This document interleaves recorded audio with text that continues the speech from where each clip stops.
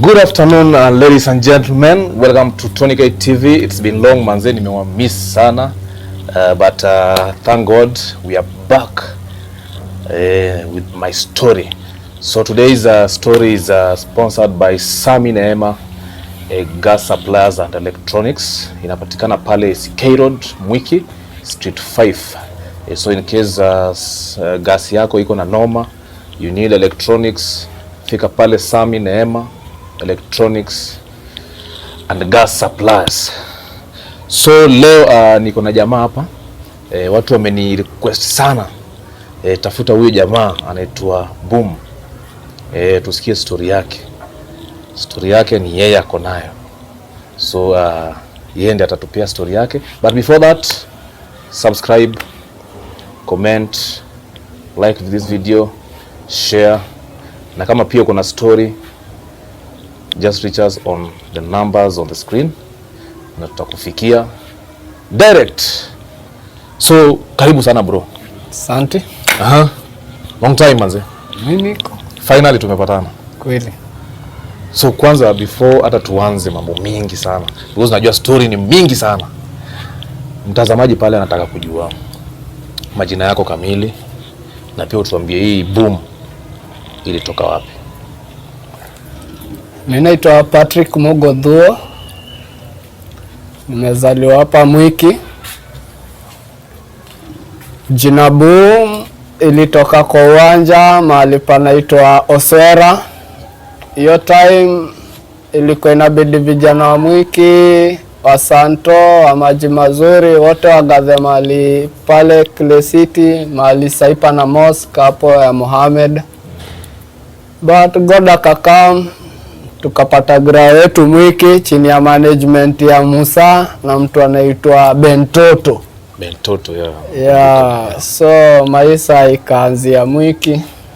So jina Boom nilikuwa chini ya coaches anaitwa Kogwel, Mungu amweke uhai.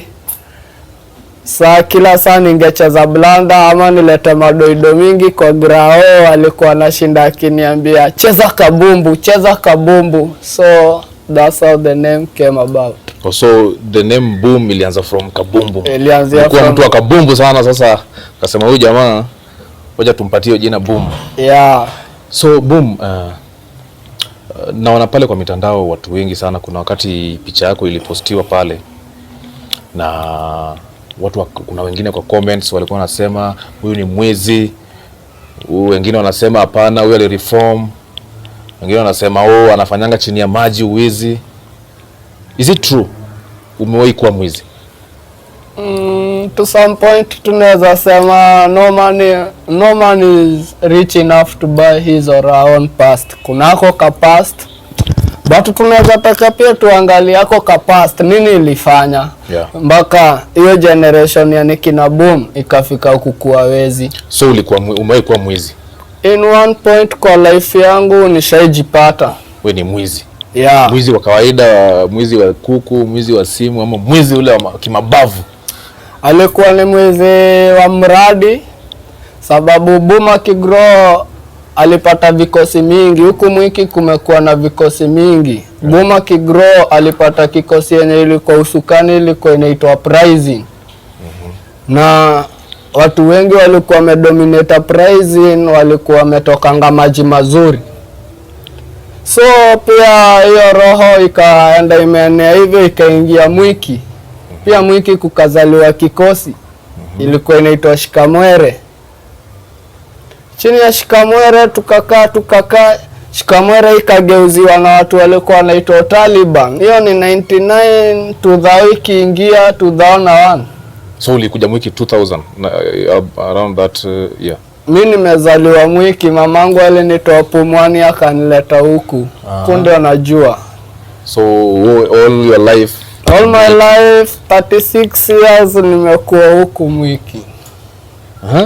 Yeah. So hii uwizi ulijiingizaje kwa uwizi?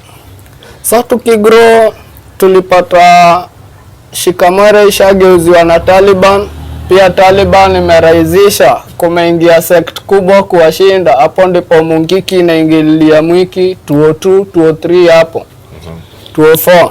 So nikikamkukua jamaa Mbigi, nilipata mabro wangu wa Bigi ya nikina Musa wamekaliwa na Mungiki government.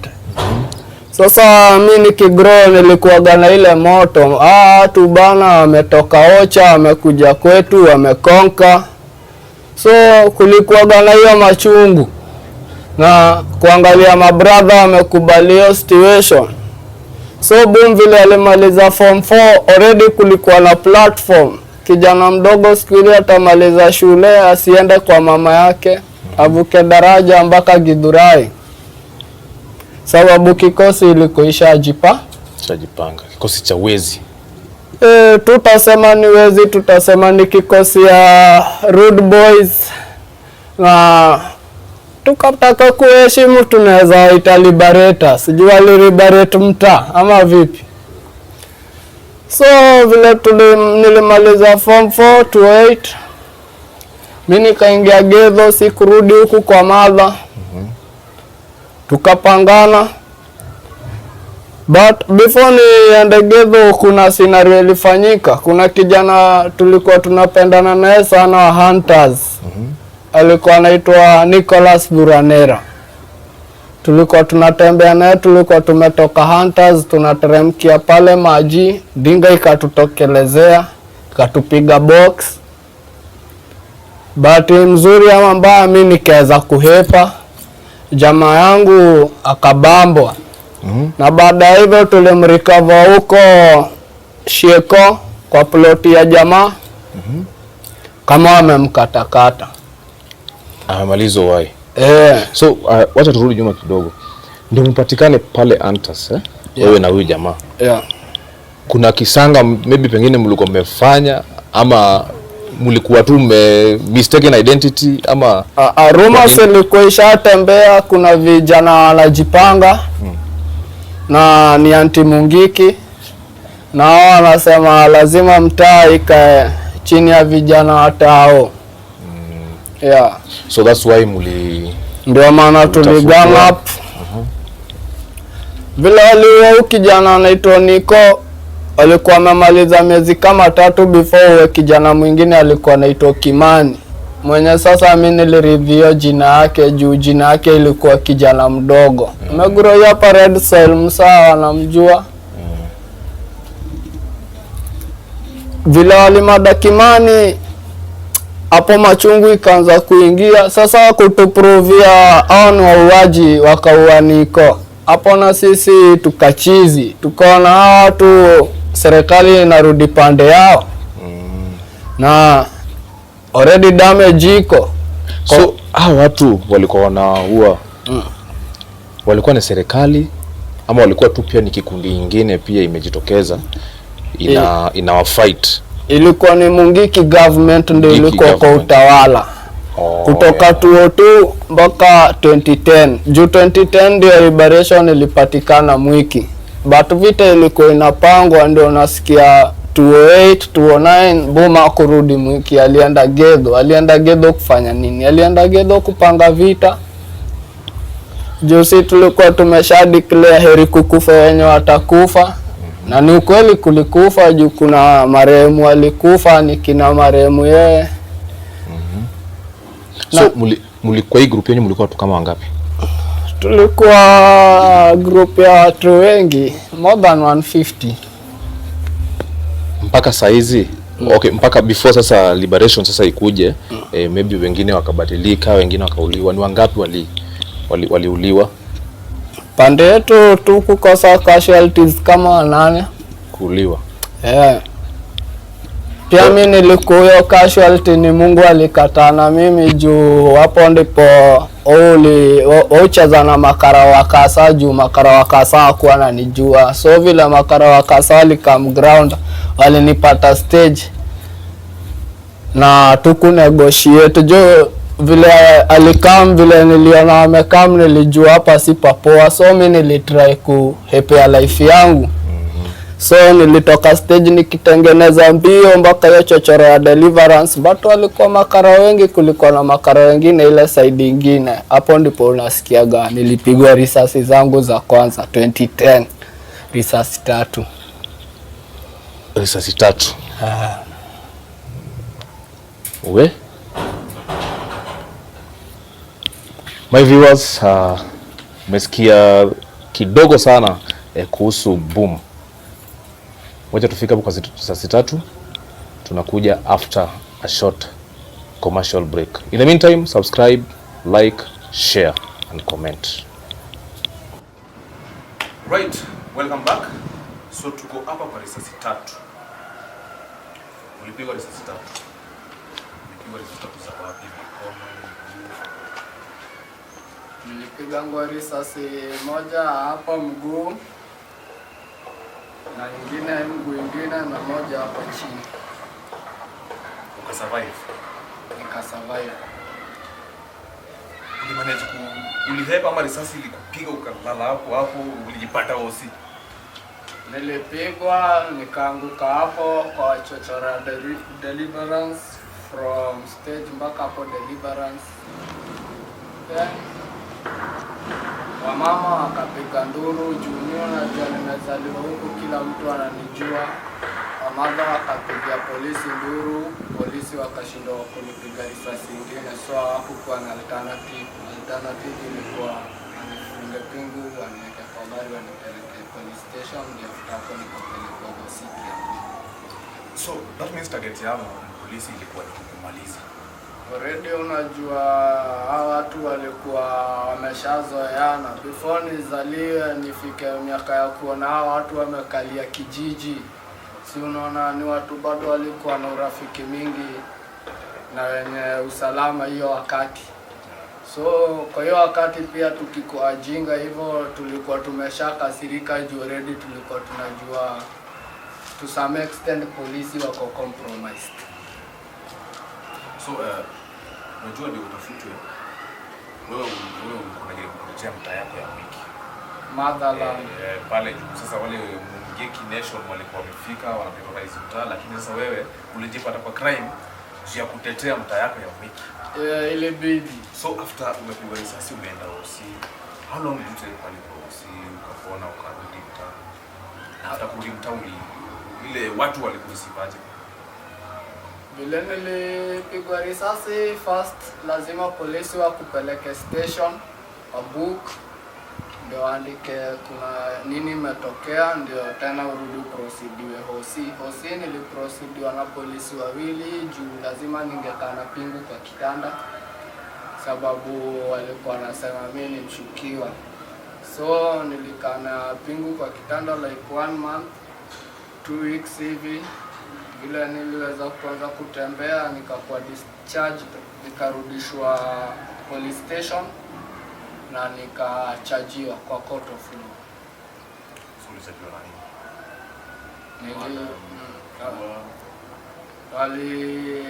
Ni charge na illegal sect. Yeah. Umewahiua? Sijaiua.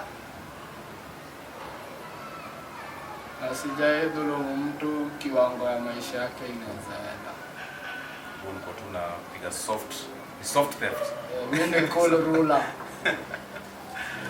So umetoka pale hosi? Alright, so umetoka hosi umerudi mtaa sasa after hiyo risasi 3 umepona. Umerudi mtaa sasa Mwiki. Mtaa ilikureceivaje? Ama ulikuja au kukuja Mwiki direct, uliingia kwanza mafichoni ndio ukakuja baadaye? Vile nilitoka hosi nilirudishwa police station kama vile ni protocol, nikachajiwa, wakanicharge na illegal sect.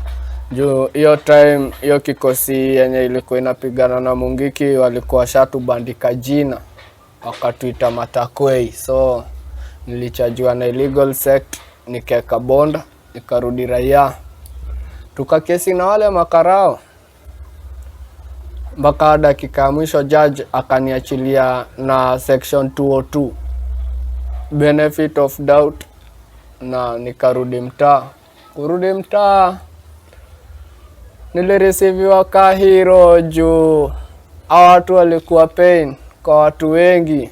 So watu wengi walikuwa wanaumia na wamenyamaza. So vile niliwahakikishia those people are no more here, So ilikuwa ni kama Mwiki ilizaliwa tena 2010. Ilikuwa ni rebirth. Ile vurugu ya vijana hata kwanza wakaogopa maybe kuiba, kuiba hadharani nini. After hiyo blanda yenye tulifanya Kenya Mungiki ilikuwa inakula. Hatutadanganya society, tulifikia barabara. Sababu hiyo time walikuwa wanachukua thao kwa kila gari. In fact sisi ni matajiri wenye hizo magari walituambia juu mmeweza kufukuza watu na wametusumbua for so long. Ni kujeni mkulange Kenya walikuwa nakula. So hivyo ndivyo tulianza kukula finance Mwiki. Yeah. So after kukaa Mwiki ukaendelea na crime ama ukapose kidogo ama ukaji-involve na nini ndio ikuwe sasa umeachana na crime? Vile tulikula rodi miezi 9. Hapo serikali ya Kenya ika-introduce SACCOS. Vile SACCOS zilikuwa introduced, of course kulikuwa na ile kuresist juu tulikuwa tunaona ni kama haiwezi nini. So wenye walikuwa serious wakafungua sako. Hapo ndipo palifunguliwa Mwisako. Juu ndio ilikuwa sako ya kwanza huku kwetu. Vile Mwisako ilifunguliwa kukakuja MSL, kukakuja na Kaski. Expresso imekuja baadaye. Kukakuja Metro na Expresso. Na mwisho kukuja saini Kasa Trans. Yeah. So pia nasikia umeji-involve pia na usanii kidogo, muziki kidogo. Kuna kikundi nasikia imewalea sana pia hapa mtaani sana when it comes to entertainment. Ilikuwa ni kikundi gani? Tukigrow kulikuwa na mabig brother wetu walikuwa naitwa The Warriors. Hiyo time hatukukuwa kama hii generation yetu, watu walikuwa wanapatana machurch sana. Juu hata kurukisha mwaka kama youth walikuwa wanarukishianga church. So kulikuwa na hiyo group ya The Warriors ilikuwa inatubamba juu walikuwa madancers. Na ili accommodate mpaka watu wa generation yangu. Hapo kukazaliwa wasanii wakubwa kama Guardian Angel, Danny Gift. So kukaanza kukuwa na hiyo form ya music mtaani. With time kukaanza kufomia ngoma concerts. Hapo ndipo nikina Femi One. So Femi One pia alikuwa part of The Warriors? Alikuwa part, juu hata in fact ilikuwa inafanyiki hapo kwao juu sini hapo Deliverance na hapo kwao. Alikuwa part and parcel juu alikuwa anapewa ka stage pia perform. Wow. Big thanks to Femi One, unafanya fiti sana kwa industry ya Kenya. Guardian Angel, the music doctor. Alex Karani pia alikuwa. Alikuwa. Ndio Danny Gift pia. Manze, God bless sana. Nasikia pia kulikuwa na jamaa anaitwa Musaleto. Kulikuwa na Msaleto. Kulikuwa hata na brother huyo Femi One juu yende aliform kikosi ya kwanza huku ya rap huku mtaani ilikuwa inaitwa Wachokozi. Ikamenta watu. But kuna watu walikuwa na baraka zao kama Femi na Samantha juu waliweza kuonekana, waliweza kusportiwa kwa limelight, so akajipata ile pande ingine juu hiyo time weki kukua Katao ilikuwa ocha. So hiyo time Dandora ndio ilikuwa hip hop city. So Femi One na Samantha na kijana anaitwa Mwas wakarukanga hivyo uko fulani. Na hivyo ndivyo mtai kagrow tukaanza kukuwa na maseleb. So kuna ulikuwa unaniambia kuna wakati pia ulikuja ukajipata tena ukapigwa tena risasi. Yeah. Risasi 10. Yeah. Ulirudi kwa crime tena ama ilikuwa ni mistaken identity? Kwa sababu umepigwa 3 already, umeenda OC, umerudi mtaa, ukaingia kwa group fiti, akina Warriors, ukaenda fiti. Baadaye tena ukajipata kwa the same situation. Sababu niliishi na watu ni mabro wangu, wengine hata wengine wao ni dhulumu, mpaka wengine wao chora mpaka waleo kunidhulumu. Ni mabro wangu, tulitoka nao scratch. But ama bro wangu mimi ilifika point nikaona society na nimrikisha sana, ikisemanga mimi ndio mwenye vikosi. Sasa mimi ilibidi nijioshe chini ya OCS Waigwa, juu kila saa crime ingefanyika OCS Waigwa alikuwa anasema Kabume aende atafutwe akuje hapa. Kuna ukora inaweza endelea mweki kama ajui. So hakuwa ameamini umewacha crime? Hakuwa anaamini. So ilibidi siku moja alinibamba, mimi niko na pressure zangu, sina do, nimereform na bado ananiletea mambo. So alinibambanga akaniweka pale station. Hiyo time Mweki police station haikukuwa na choo. Tulikuwa tunatolewa kwa cell, tunapelekwa choo nje. So mimi nilimdanganyilianga nikamwambia kama hapo kwa grill tuchapiane juu tulikuwa tunakojoleanga ndoo. Na nilikuwa nishamsoma, nikaona huyu jamaa ananiweka hapa akinitafutia Gori. So mimi umwagilia mkojo. Askari sasa? OCS Waigwa. Nikamwagilia mkojo? Nikamwagilia mkojo. Ndio aweze kunitoa hiyo stage, juu nilijua obvious atanipeana juu. Akanipeana juu hiyo wakati tulikuwa chini ya Kayole police station. Na sasa hiyo Alinuno ndiye alikuwa huko. Huo mzee Mungu amweke uhai, juu alinitendeanga haki. Mimi vile nilishindwa kuelewana na stage ya Mwiki, ilibidi nipandishwe Kayole. So kesi yangu ikabidi ipandishwe kwa OCPD. OCPD ambaye alikuwa ni Alinuno. Mimi nikampa story yangu, kamwambia nimereform, mimi sitaki mambo, nimehang boots na sitaki mambo kabisa. Akaniambia si mimi wa kwanza namwambia hivyo, shaisikia watu wengi wakimwambia hivyo. Juu time ndio nayo gaza ni kama inazaliwa zali. So alinipiganga mapicha kila mahali na akanipeka kadi. Kaleka ukaka business card but kako na majina zake nini.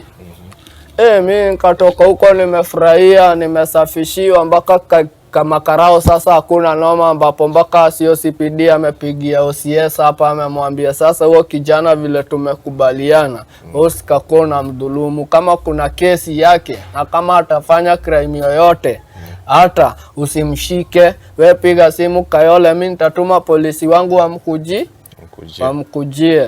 Bahati mzuri mimi sikuipatikana na ngori kutoka hapo.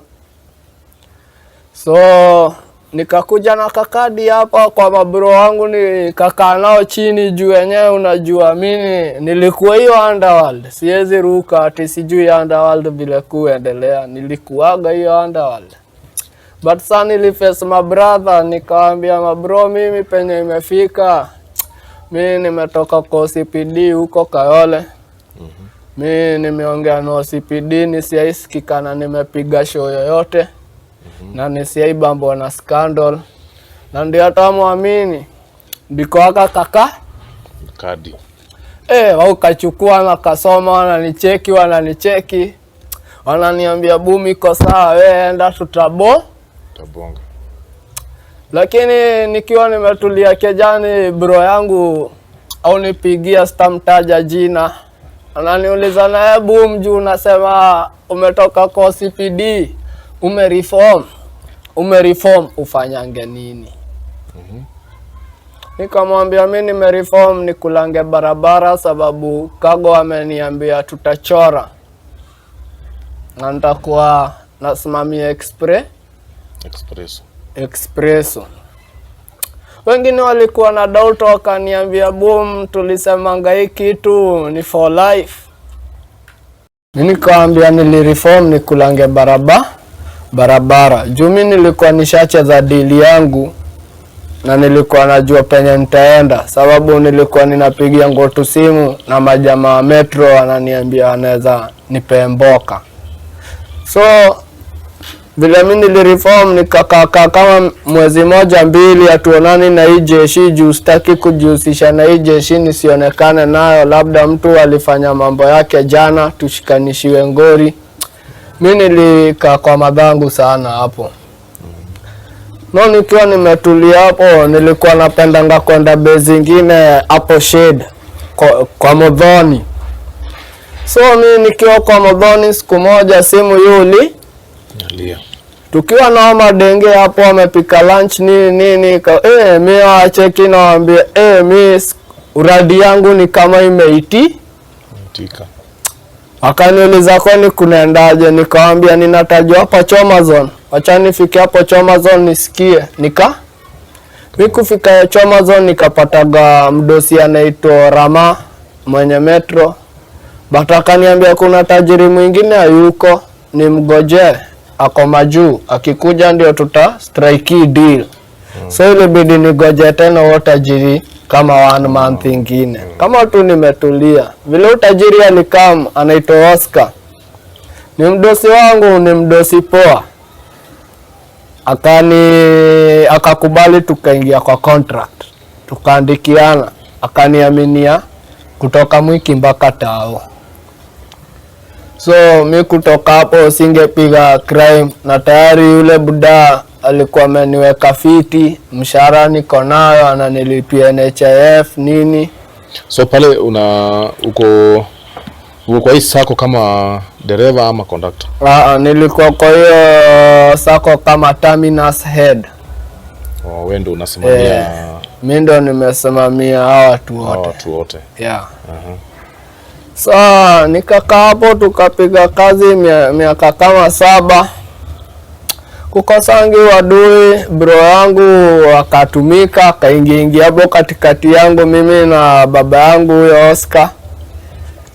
Kutulibidi mpaka nishikisha juu pia mimi niliambia magari zisiamke, but mimi nilikuwa naambia magari zisiamke tutafute solution. But ya kuichukua hivyo, alichochwa na Mamorio akaambia jamani criminal anafaa kushikishwa. So akanishikisha. Ni ndugu yako sasa? Yeah. Mmezaliwa na yeye? Hapana, ni ndugu tu huku kwa street. Kwa urafiki tu?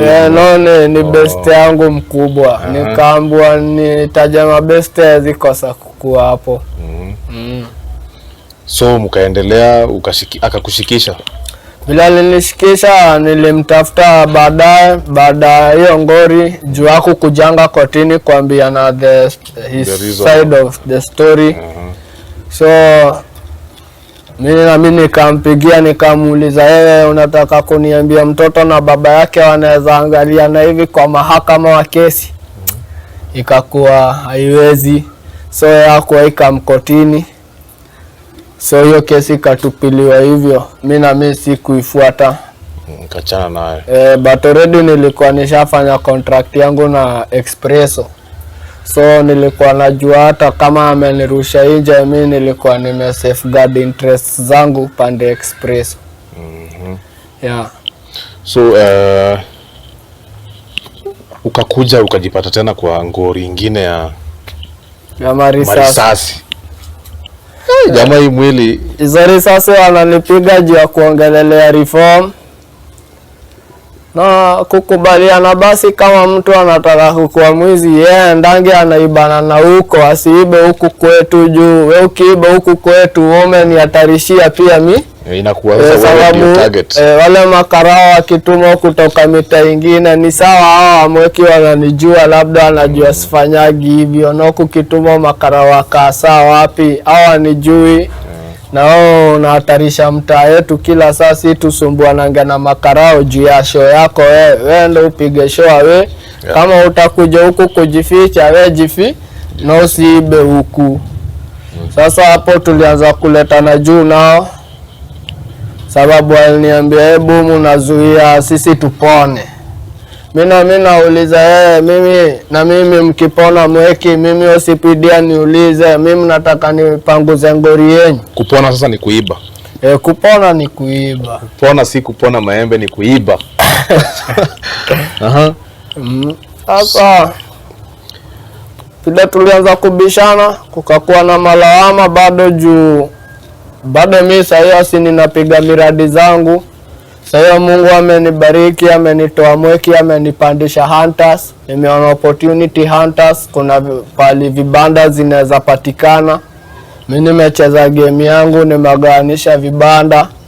But sasa walinichezea game refu ndio anipiga marisasi juu alikuwa ananiuliza, Kabu, utatokaje huko mweki huko chini?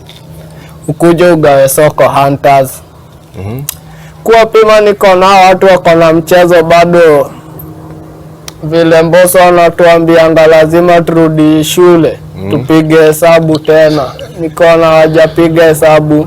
Mimi nikashikana na wadosi wengine huko na vibanda huko maternity, nikaingiza box wa register kitu inaitwa TOL, Temporary Occupation License.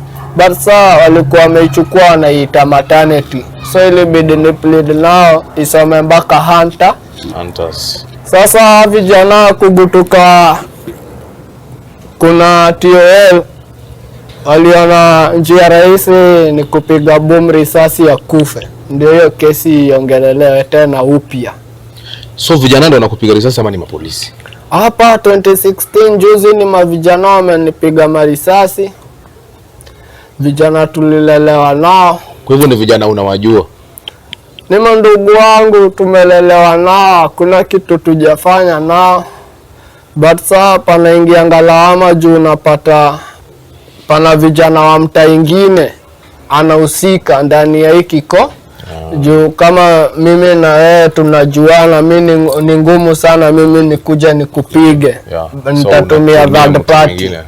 Sasa hivyo ndivyo ili happen, wale nitumilia third party, kijana wa Kabete.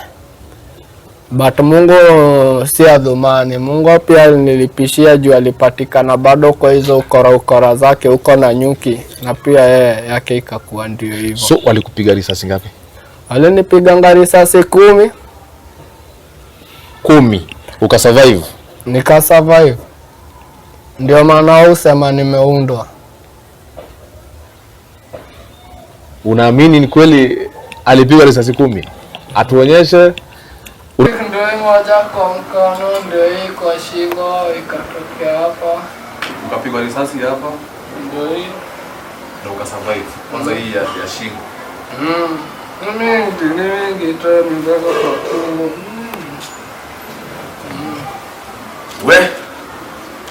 Noma sana. Kana pale Skyrod Wiki Street 5. So in case gas yako iko na noma, you need electronics, fika pale Sami Neema Electronics and Gas Supplies. Mimi nilikuwa nishacheza deal yangu na nilikuwa najua penye nitaenda, sababu nilikuwa ninapigia Ngotu simu na majamaa wa Metro ananiambia anaweza nipe mboka. So vile mimi nilireform nikakaa kama mwezi moja mbili atuonani na hii jeshi juu sitaki kujihusisha na hii jeshi, nisionekane nayo, labda mtu alifanya mambo yake jana tushikanishiwe ngori. Mimi nilikaa kwa magangu sana hapo. Nikiwa nimetulia hapo, nilikuwa napendanga kwenda base zingine hapo Shade kwa Modhoni. So mimi nikiwa kwa Modhoni siku moja simu yuli, tukiwa na madenge hapo wamepika lunch nini mimi acheki na waambia miss uradi yangu ni kama imeiti. Akaniuliza kwani kunaendaje, nikamwambia ninatajwa hapa Chomazone, acha nifike hapo Chomazone nisikie. Nikufika Chomazone nikapataga mdosi anaitwa Rama mwenye Metro. Batakaniambia kuna tajiri mwingine hayuko, ni mgoje ako majuu, akikuja ndio tuta strike deal. So ile bidi nigoje tena watajiri kama 1 month ingine. Kama tu nimetulia. Vile utajiri alikam anaitwa Oscar. Ni mdosi wangu, ni mdosi poa. Akakubali, tukaingia kwa contract. Tukaandikiana, akaniaminia kutoka Mwiki mpaka Tao. So mi kutoka hapo singepiga crime, na tayari yule buda alikuwa ameniweka fiti, mshahara niko nayo, ananilipia NHIF nini. So pale uko kwa hii sako kama dereva ama conductor? Nilikuwa kwa hiyo sako kama terminus head. Mimi ndo nimesimamia hao watu wote. Yeah. Saa nikakaa hapo, tukapiga kazi miaka kama 7. Kukosangi wadui, bro yangu akatumika, akaingia hapo katikati yangu mimi na baba yangu huyo Oscar. Kutilibidi mpaka nishikisha juu pia mimi niliambia magari zisiamke. But mimi nilikuwa naambia magari zisiamke, tutafute solution. But ya kuichukua hivyo, yali chocho na Mamorio akaamboja ni criminal na kushikishwa. So akanishikisha. Ndugu yako sasa? Yeah. Umezaliwa na yeye? Hapana, ni ndugu tu huku kwa street. Urafiki tu? Naone ni best yangu mkubwa. Nikaambua nitaja mabeste ziko sakuwa hapo. So mkaendelea, akakushikisha? Bila nilishikisha, nilimtafuta baada hiyo ngori juu yako kujanga kotini kuambia na his side of the story. So mimi nikampigia, nikamuuliza unataka kuniambia mtoto na baba yake wanaweza angalia na hivi kwa mahakama wa kesi? Ikakuwa haiwezi. So yako ikamkotini. So hiyo kesi katupiliwa hivyo. Mimi sikuifuata. Kachana. But already nilikuwa nishafanya contract yangu na Express. So nilikuwa najua hata kama amenirusha nje, mimi nilikuwa nina safeguard interest zangu pande Express. Yeah. So ukakuja ukajipata tena kwa ngori nyingine ya marisasi. Jamaa hii mwili. Hizo risasi wananipiga juu ya kuongelelea reform. Na kukubaliana basi kama mtu anataka kuwa mwizi, ndange anaibana na huko, asiibe huku kwetu juu. Wewe ukiiba huku kwetu umenihatarishia pia mimi. Sababu wale makarao wakituma kutoka mita ingine ni sawa, hao mweki wananijua, labda wanajua sifanyagi hivyo. Na kukituma makarao wakasa wapi, hawa nijui. Na wao unahatarisha mtaa yetu kila saa, si tusumbuananga na makarao juu ya show yako wewe. Wewe ndio upige show wewe. Kama utakuja huku kujificha, wewe jifi na usiibe huku. Sasa hapo tulianza kuletana juu nao. Sababu aliniambia bomu nazuia sisi tupone. Mimi nauliza mimi mkipona mweki, mimi usipidia niulize, mimi nataka nipanguze ngori yenu. Kupona sasa ni kuiba? Kupona ni kuiba. Pona si kupona maembe, ni kuiba. Sasa tulianza kubishana, ukakuwa na malawama bado mimi sasa hiyo ninapiga miradi zangu. Sasa hiyo Mungu amenibariki, amenitoa mweki, amenipandisha Hunters. Nimeona opportunity Hunters, kuna pali vibanda zinaweza patikana. Mimi nimecheza game yangu, nimegaanisha vibanda. But sasa walinichezea game refu ndio wanipiga marisasi juu walikuwa wananiuliza boom, utatokaje huko mweki huko chini? Ukuje ugawe soko Hunters. Kwa pima niko na watu wako na mchezo bado. Vile Mbosso anatuambianga lazima turudi shule, tupige hesabu tena. Niko na wajapiga hesabu. Mimi nikashikana na wadosi wengine huko na vibanda huko maternity. Nikaingiza box na register kitu inaitwa TOL, Temporary Occupation License. But sasa walikuwa wamechukua wanaita maternity. So ilibidi ni plead nao isome mpaka Hunter. Sasa vijana kubutuka kuna TOL waliona njia rahisi ni kupiga bomu risasi ya kufe. ndio hiyo kesi iongelelewe tena upya. So vijana ndio wanakupiga risasi ama ni polisi? Hapa 2016 juzi ni mavijana wamenipiga marisasi. Vijana tulilelewa nao. Kwa hivyo ni vijana unawajua? Ni mandugu wangu, tumelelewa nao, kuna kitu tujafanya nao.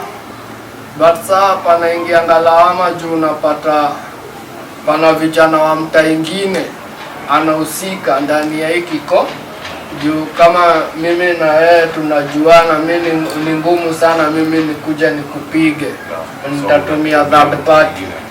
Sasa hivyo ndivyo ili happen, walinitumia risasi 10. Ukaenda tena hospitali? Nikaenda hospitali Kenyatta. Risasi zikatolewa. Ukapona? Ilikuwa ni struggle juu nilichinjwa na madaktari 3. Na mwisho aliniambia, mtu wa mwisho alifanywa surgery kama hiyo hakusurvive. So alishangaa kama nimesurvive. Juu kila saa after kudischargiwa niliambia mbona niendange kitu inaitwa physiotherapy. So anytime nilikuwa naenda huko, at times nilikuwa natembea huko kwa madoki wenye walinichinja. Shukuru. Wewe boda kwa wewe. Hizo sasa ni risasi 13. Ni zaidi ya 50. Kuna zingine? Ni zaidi ya 50 cent. Si 50 cent nusikia ni 11. Kwa hivyo umevunja rekodi. Jamaa kuvunja rekodi kwa kupigwa risasi 13 na akasurvive. Kuna wale wanapigwa moja wanaisha.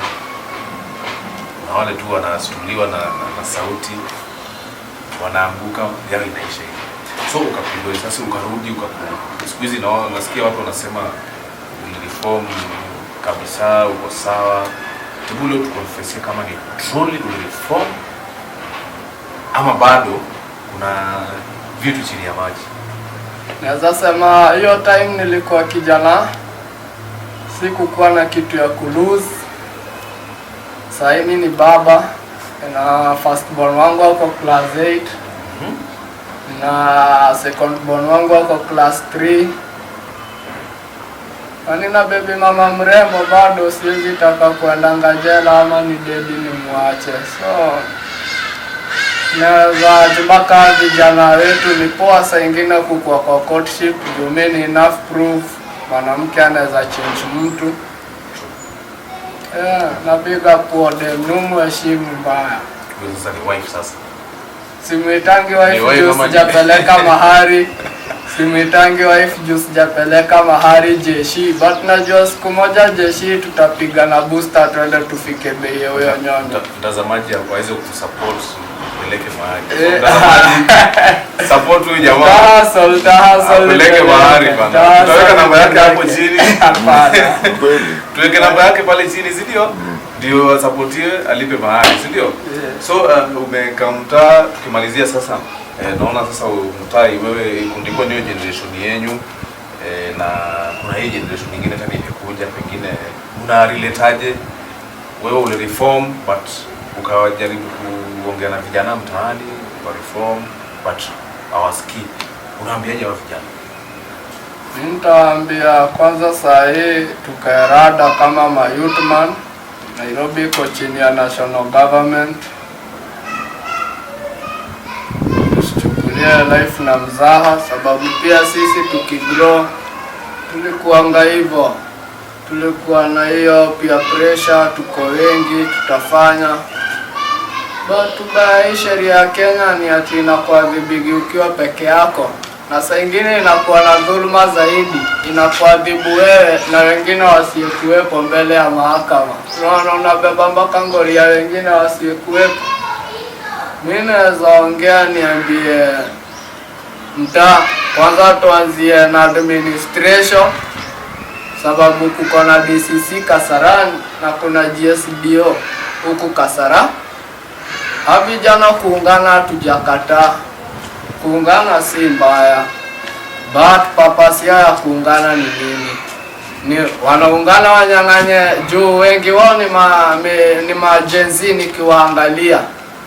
Wameungana wanyang'anye. Sisi tunaomba mabavu isitumike. wasiharibu mtaa yetu.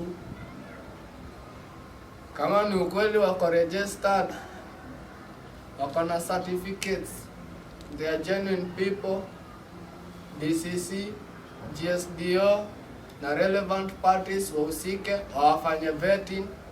Kutoka hapo society iwakubali, juu hakuna kitu unaweza fanya kama hii society ijakukubali.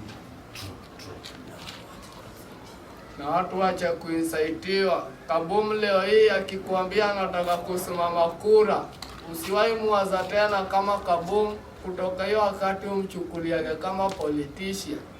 Swali ni, can we trust these politicians? It's up to us. That is the big question tonight. Can we trust this politician? So that was Kaboom with my story. So umeona story yake, umesikiza. Wewe ni kijana pale mtaani, pengine pia wewe ulikuwa kama Kaboom, ungependa kuhakikishia watu kwamba ulireform. Follow us on Facebook at Tony K TV and reach us kwa hizo manambari ziko hapo chini. Thank you, next time. God bless you.